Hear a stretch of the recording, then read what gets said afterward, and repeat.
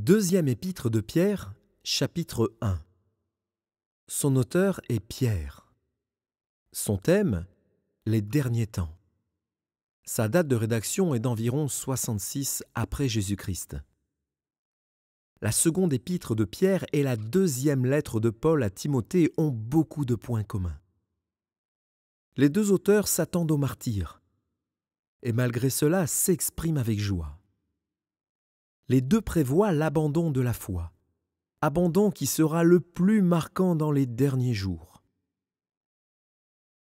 Le danger de faux enseignements est dénoncé avec la même vigueur dans 1 Jean chapitre 4, versets 1 à 5, dans 2 Jean, versets 7 à 11, et dans Jude. L'épître est un puissant réquisitoire contre toute hérésie dans la doctrine et le comportement des hommes.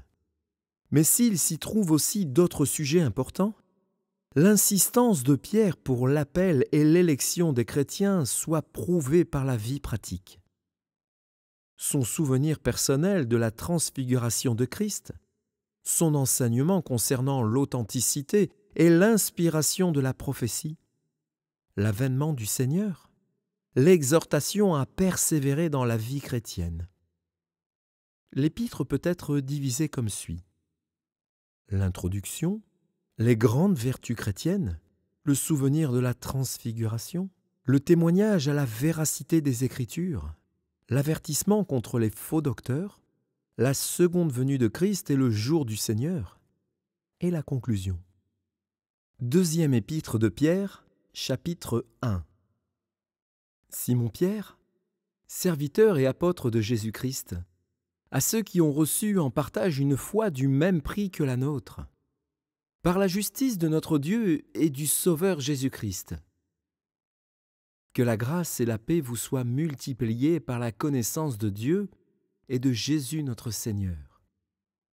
Sa divine puissance nous a donné tout ce qui contribue à la vie et à la piété, au moyen de la connaissance de celui qui nous a appelés par sa propre gloire et par sa vertu. Celle-ci nous assure de sa part les plus grandes et les plus précieuses promesses, afin que par elles vous deveniez participants de la nature divine. En fuyant la corruption qui existe dans le monde par la convoitise. À cause de cela même, faites tous vos efforts pour joindre à votre joie la vertu, à la vertu la connaissance, à la connaissance la maîtrise de soi, à la maîtrise de soi la patience, à la patience la piété, à la piété l'amitié fraternelle, à l'amitié fraternelle l'amour. Car si ces choses sont en vous, et y sont avec abondance, elles ne vous laisseront point oisifs ni stériles pour la connaissance de notre Seigneur Jésus-Christ. Mais celui en qui ces choses ne sont point est aveugle.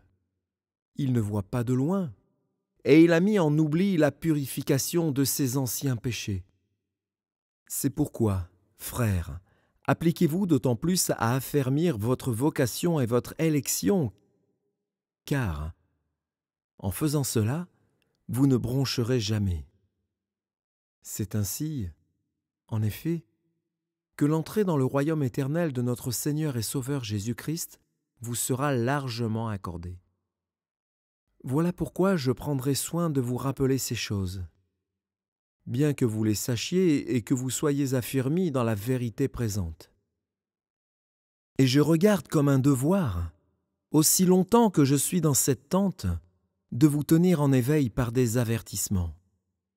Car je sais que je la quitterai subitement, ainsi que notre Seigneur Jésus-Christ me l'a fait connaître.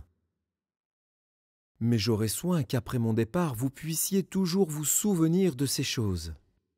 Ce n'est pas, en effet, en suivant des fables habilement conçues, que nous vous avons fait connaître la puissance et l'avènement de notre Seigneur Jésus-Christ. Mais c'est comme ayant vu sa majesté de nos propres yeux. Car il a reçu de Dieu le Père honneur et gloire. Quand la gloire magnifique lui fit entendre une voix qui disait « Celui-ci est mon Fils bien-aimé, en qui j'ai mis toute mon affection. » Et nous avons entendu cette voix venant du ciel, lorsque nous étions avec lui sur la sainte montagne. Et nous tenons pour d'autant plus certaine la parole prophétique, à laquelle vous faites bien de prêter attention, comme à une lampe qui brille dans un lieu obscur, jusqu'à ce que le jour vienne apparaître et que l'étoile du matin se lève dans vos cœurs.